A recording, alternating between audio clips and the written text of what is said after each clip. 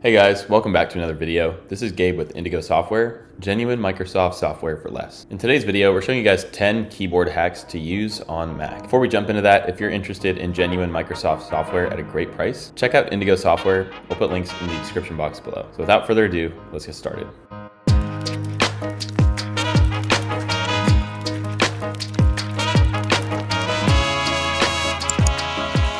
All right, so the first one we're going to talk about is search.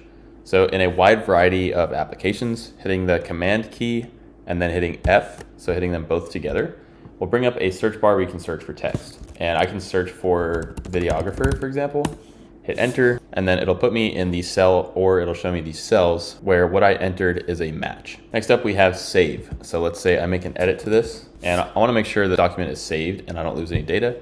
We're going to hit Command, so press and hold Command and hit S. As we can see, it hit the file key and save, which is Command S, and our document is now saved. Number 3, we have print. Command and P together will pull this up. And without having to navigate through the file menu, I can now configure some different settings and just run this straight through the printer. Now, my personal favorite is Command Z. In almost all applications and even on the web, Command Z will undo whatever your last action was. So for example, if I accidentally type something in this box, and I hit enter and I don't want it there anymore, I just want to undo that action, Command Z will completely delete that cell. All right, so let's say I hit Command Z and I undo something, but then I decided, you know what, actually I do want that there. Command Shift Z is redo an action, so it's the opposite of the last one. Next up we have Command Control Q, and this is going to lock the Mac. Now, I'm not going to do it in this case because it'll stop the recording, but that'll basically lock it so that it's password protected, and it's a fast and easy way to do just that. Next up, we have Command and the comma key.